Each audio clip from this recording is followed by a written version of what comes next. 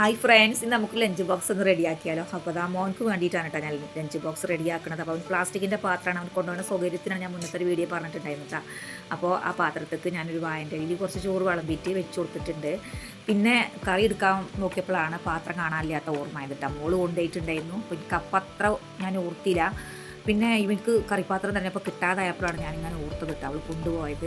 അപ്പോൾ മോളെ കറിപ്പാത്രം എടുത്തിട്ട് ഞാൻ കൊണ്ടുവന്നു. അതിന് ഇതിൽ സെറ്റ് ആവുമെന്ന് അറിയില്ല, അടച്ച് വെക്കുമ്പോൾ ചിലപ്പോൾ ബുദ്ധിമുട്ടാൻ ചാൻസ് ഉണ്ട്. എന്തായാലും നമുക്ക് നോക്കാം.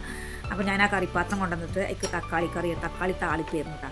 അപ്പോൾ കഷ്ണങ്ങളില്ലാത്ത രീതിയിൽ, കാരണം കറിവേപ്പിൻ്റെ ഇല, തക്കാളി അതൊക്കെ മൊത്തത്തിലെടുത്ത് കളഞ്ഞിട്ടാണ് ഇവർ കഴിക്കൽ. അപ്പോൾ ഞാൻ അതൊന്നും ഇല്ലാതെ കുറച്ച് എന്താ പറയുക, നമ്മൾ കായെന്നൊക്കെ പറയൂലേ, തക്കാളിൻ്റെ ആ ഒരു ചാറോടുകൂടി ചാറ് മാത്രം വെച്ച് കൊടുത്തിട്ടുണ്ട്. പിന്നെ അത് കഴിഞ്ഞിട്ട് ഞാൻ കറുമത്തിയും പയറും കൂടെ മൈക്കുവരട്ടി വന്നിട്ട് ഉണ്ടാക്കിയിട്ടുണ്ടായിരുന്നത്, അതും വെച്ച് കൊടുത്തിട്ടുണ്ട്.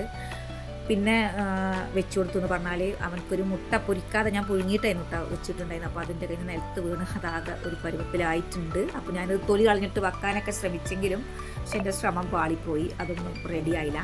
അങ്ങനെ ഞാൻ പിന്നെ അതൊക്കെ ഒരു വിധത്തിൽ വെച്ച് കൊടുത്തിട്ട് ഇപ്പോൾ പാത്രം അടച്ച് നോക്കിയിട്ടാണ്, പക്ഷേ അടയുന്നില്ലായിരുന്നു. അപ്പോൾ പിന്നെ ഞാൻ എന്ത് ചെയ്തു എന്ന് വെച്ചാൽ, മോൻ്റെ ആ ഒരു കറിപ്പാത്രം ഉണ്ടല്ലോ, അതിൻ്റെ അടപ്പ് തുറന്നിട്ട് പിന്നെ ഒരു രീതിയിൽ വായൻ്റെലൊക്കെ മേലൊന്നിങ്ങനെ ഒരു സെറ്റപ്പിൽ വെച്ച് കൊടുത്തിട്ട് അടച്ച് നോക്കിയിട്ട്, അപ്പോൾ പിന്നെ കുഴപ്പമില്ലായിരുന്നു. അങ്ങനെ നമ്മുടെ ലഞ്ച് ബോക്സ് ഒക്കെ ഇവിടെ റെഡി ആയിട്ടുണ്ട്.